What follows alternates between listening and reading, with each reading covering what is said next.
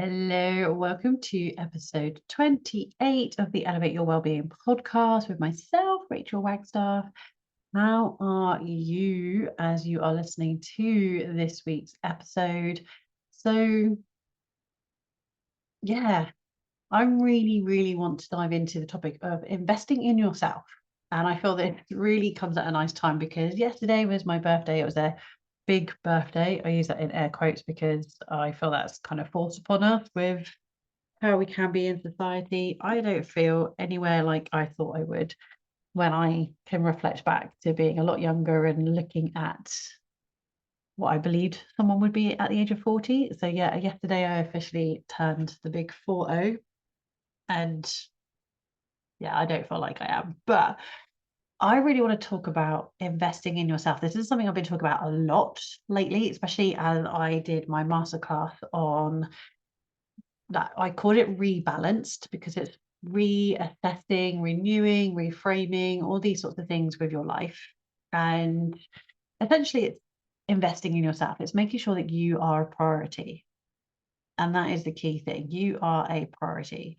So well done for taking the time to make yourself a priority by doing something like this, sitting down and listening to this podcast, or at least connecting in with it, because it's helping you to reframe some thoughts or limiting beliefs that you may have had around well-being or self-care. So wherever you are at, if you're going for a walk, take a picture whilst you're listening to this podcast, whilst you're out for a walk, and then tag me at I am Rachael _UK on Instagram, or just send me a DM or send me a message, send me an email if you've got any takeaways. What were your ahas from this week's podcast? Because I do love to hear from you. This is something I'm sharing to give you that little nudge, that little awareness of what it can be like to work with me. And I do find it really tricky to keep it to like 10, 15, 20 minutes, but it's what I try and do because there is so much more I can dive into. But I want to really highlight something I shared, I think a week or two ago. It was a post I shared I put why I'm shouting from the rooftops about investing in yourself. And it's a story I've shared a few times. It's something I've come back to. And when I shared it, I was like, as a yoga teacher, I've burnt myself out multiple times. And I have highlighted how I was doing 12+ hour days. I wasn't taking time for myself. When I was stopping and eating, and I was even sharing this on Instagram, like having a little pause with the essentials. And it would literally be like eating sausage rolls, a packet of crisps, and a coffee or something like that, and it was like in the afternoon, not at lunchtime. It was way past lunchtime. It was like a mid-afternoon like snack, but it definitely was not lunch, and it definitely wasn't healthy, and it definitely wasn't an example that I would have been giving out. And if I was looking at that now, that is not someone I would want to work with, as in helping me with my well-being, because I can see they're not being good with their well-being. Someone I would want to work with to help, because I'm like, oh my God, this is where I was at and I wasn't healthy. And don't get me wrong, I loved what I was doing, but I loved it so much that I just gave and gave and gave, and I didn't give myself the time for me. So I wanted to dive into this. Let's quickly look at the moon, because that's what I like to share. So we're coming up for a last quarter moon in Pisces. That's coming up tomorrow. And last quarter moon, it's what are we letting go of? What are you letting go of? So you letting go of any limiting beliefs or any habits that are restricting you, that aren't helping serve you for what you're wanting to achieve or who you're wanting to be. And Pisces can be that giver. And it is about finding balance. So I do love that there are quite a few signs in the zodiac that have that balance. Gemini, my sun sign, are the twins. We have Libra, quite literally the balance, the scales. We have Pisces, the two fishes, the head and the heart going in the opposite directions, being pulled in opposite directions. And that's the sign the moon is in. We are in the moon sign of Pisces. So emotionally, we can feel like pulled. No, I should be doing this, but I really want to be doing this. And that can be where we feel like we're at. It's like, I need to take time to stop for lunch, but I feel like I should be doing this. Or if I quickly get this done, then maybe I could finish earlier. And it doesn't always work like that. And I was very much like that as a yoga teacher. And I think this is why essentially I don't associate in my mind anymore as a yoga teacher, because that's like part of the journey I was in, and that wasn't a healthy phase that I was in. So now as a wellbeing coach, I can really look back and reflect on that and go, that was a journey I had to go through, because I had to experience the love and the need to share this. And then realizing actually I wasn't taking my own medicine, as one of my mentors like to say, what medicine do you need to take? You know, what am I sharing, but I'm not receiving myself? And I can even remember someone highlighting, like, she would be working with people and I don't know if I had started teaching yoga at this time or whether I was just starting. And she was saying that she was really surprised at how she was working with yoga teachers that burnt out. And I could relate to it, but I also thought that's not going to be me. But I can understand it now, because I can understand the passion of knowing how good it is for you and the joy and the beauty it can bring you. But it's remembering you've got to receive that, not just give it. It's very different to giving that to others and sharing that with others. And I think I was very good at being very happy at what I did, that people thought I was in this state of feeling relaxed, not feeling rushed. But there's lots of things behind the scenes that I even shared. Like I said, I can remember I've got this still, I've shared it a few times now, again on my Instagram story, saying this is what I shared. I was very happy to share it, but actually it wasn't very healthy. That's what I was eating. Oh, because I wasn't stopping for lunch, and I probably wasn't having breakfast, and I was having dinner when I got in after 9:30 p.m. and then going to bed about midnight and then doing it all again the following day. It wasn't healthy. And I knew what was good, but I wasn't really doing it myself. And I wanted to highlight that. It's like there are 4 tools to preventing burnout that I thought I was doing until I realized I wasn't. So it's exercise, a balanced diet, good sleeping patterns, and asking for help. So you might do all of these, you might do 1 or 2 of these, but these are really 4 really good tools for preventing burnout: exercising, a balanced diet, good sleep patterns, and asking for help. And in this post, I highlighted where I was going wrong with this. So the first one was exercise. I was like, well, I was teaching yoga classes, so that counts, yeah. But I was rushing here and there and pretty much everywhere to teach and help my students learn the art of relaxation, but I was never putting in the time for my own practice. I was never putting in the time for my own practice. I wasn't blocking out time for me to do the work as well. I was willingly foregoing my practice to teach additional classes. I was willingly thinking, no, it's fine. I'm kind of moving. And it was clear when we went into lockdown how much movement I was doing, because, straight away I could feel that major shift of slowing down. I wasn't overexerting myself. And I did put on a little bit of weight because I was eating a lot of cake that I was like cooking at home. Obviously wasn't rushing around here, there, and everywhere and teaching multiple classes every day. But I wasn't being present in that practice. And I can notice the difference. I can even reflect back to when I first started teaching, and I would allow myself to really drop into the flow, that I'd actually forget I was in this room full of like 20 plus people, or I'd suddenly like click back in and be like, oh shit, I need to remember what side I'm on or where I'm going. And it would really stump me to the point that I had to realize, like, I can demo it, but not be in the flow. And that's a big difference. I was doing the movement, but I wasn't in that meditative state of mind. And that's a big difference. So this is why I've highlighted, are you doing the thing, but you're not actually 100% present with the thing? And that can make a big difference, especially if you rush, ironically, to a yoga class to relax, or you've gone to the class to relax, but you have to rush out before the deep relaxation at the end because you have to rush back to work. And that's always been something I've found amusingly ironic over the last 10 plus years of teaching yoga. Eating a balanced diet. And then I put like, yeah, right, I would eat a quick snack before teaching for 2 hours. I would skip lunch. I would inevitably sleep in, which meant missing breakfast because I was going to bed past midnight. I would be teaching until 9:30 p.m. and then eat dinner when I got home. And It just really wasn't healthy, it wasn't sustainable.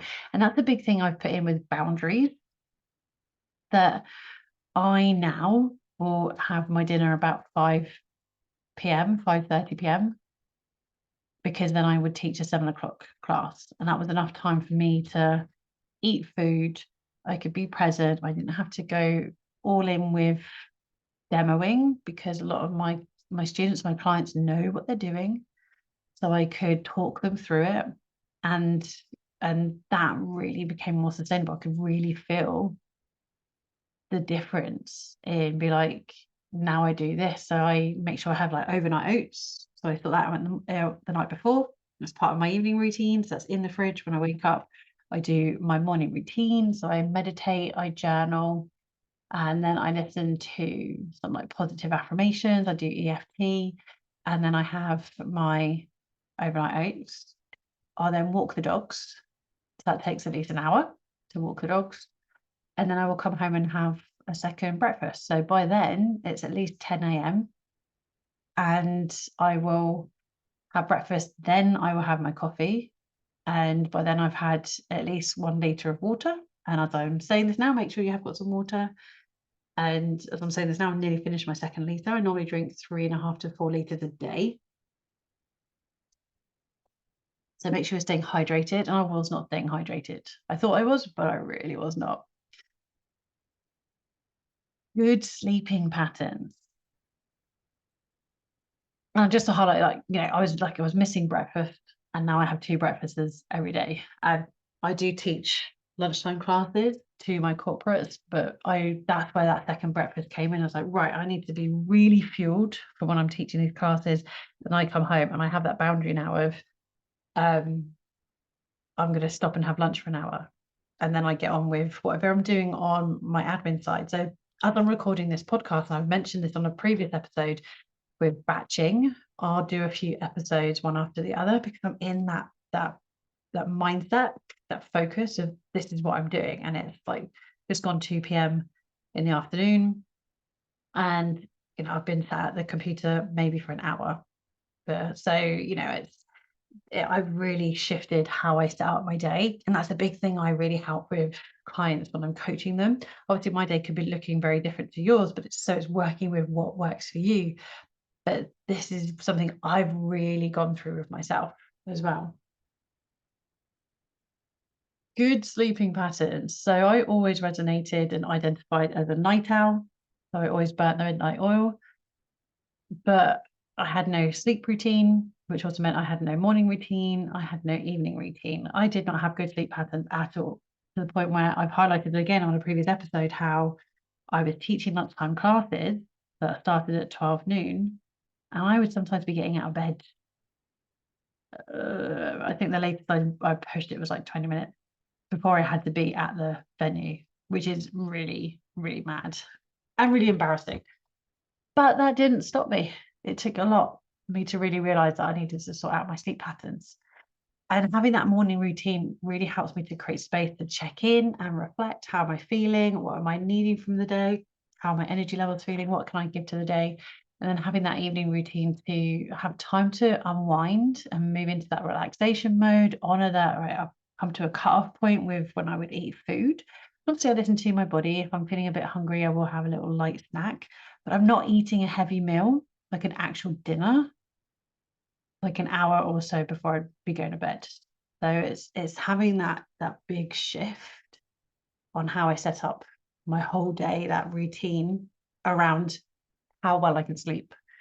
I now pretty much sleep like a baby. Obviously there are odd nights, but it's not every night. And then the last one is asking for help. And this one's a big one for me because I'm stubborn. I think I can do it all. I think I should do it all. And I think some of this stems from growing up. Just my mum looked after me and my brother. So, single mum, caretaker. She had to play all the roles. So it's something I've taken on board myself. I thought I could do it all. So I worked part-time whilst building my business. I've run my businesses whilst helping out friends or family in need. I'd be doing the chores, trying to have a social life. And again, this is where boundaries came in. And knowing that it's okay to leave certain things until tomorrow. So I will go into that, the 3D method. I think I've touched on it slightly on one episode, but I want to go into it again because I've recently shared it on the masterclass, and that is in the show notes if you want to purchase the recording. I think there is so much that you can take away from that, even if you can't join live. Do purchase the recording. It's only £22 or whatever that equates to in your currency. And yeah, I think you'd really enjoy it. But creating that boundary, knowing that it was okay to leave certain things till tomorrow or not do them at all. And I know it can be really challenging to do this, but keep your list to 3 important tasks or chores or to-dos each day. This is going to go into our prompt in a moment for today. Say no to classes that didn't light me up. And I have taken on classes that I was like, yeah, that could be fun to do. But I was actually saying, yeah, it's a paycheck. And there were some classes I would walk in the room, I'll be like, I really don't want to do this class. And this was never any at the studio, if anyone from the studio is listening to this. But yeah, there are some classes I was like, no, this isn't me. I can't give what these people need. So it was, learning to say no. So giving yourself permission to say no is huge, and then making self-care a priority. And I did get good at this. I got really good at this at one point, and then I've kind of lightened up about this. And then this is something that hopefully as you're listening to this, I'm either doing this right now or I'm doing it when you're listening to next week's episode. I would be in a really good habit of going for a massage every couple of months, like every 90 days, every 2 to 3 months, I go get a massage. And obviously lockdown stopped all that and I got out of the habit, and I was also really good at going to spa days. But my intention for that resumed this year, so 2023, is to go and have a spa day every 6 to 8 weeks. And either I'm going to be doing that as this episode goes up, so that's also a little cheeky extra for my birthday, or I'm going to do that following week, because as I'm recording this, I haven't booked it yet. But that is my intention. And that would be my 3rd one for this year. I did one in February, I did one in April, and then one in June. So yeah, that is my intention, making self-care a priority. This can really vary for everyone. And I know my personality type, I know my archetype. A spa day really lights me up. It just feels really nice and bougie. I can chill out. There's lots of different things I can do. So I can sit around the pool and read a book. I could go to the spa, like in the sauna. I could go in the pool. I could go in the gym. There's lots of different things I can do. So it lights me up because there's lots of different things in there. So I can do little tasters. So it feels like I've done a little bit more than just doing, say, one thing like a massage. And time to refill your cup really must come first. Now, you've probably heard the saying, put your oxygen mask on before helping others, which sounds easier than it actually is because we all burn out. But you give your best self when you feel like your best self. You give your best self when you feel like your best self. So make sure you take that time for you and really honor that. So grab your journal, and in your journal, your prompt for this week is, where do you place yourself on your to-do list?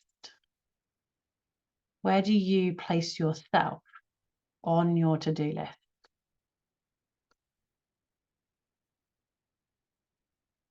Where do you place yourself on your to-do list? I'd love to know. So all the details are in the show notes with how you can get in touch with me if you wish to share this. I do love hearing from you. And yeah, make sure, tag me and let me know what's one thing that you're going to do for yourself to make sure that you're on that top of the to-do list. Or if you're not sure, what questions do you have, so I can dive into these a little bit more on the podcast. If you joined me for the masterclass, whether that was join me live or if you purchased the recording and you've had to listen to that, do also let me know your takeaways, and I look forward to joining you for a chat next week.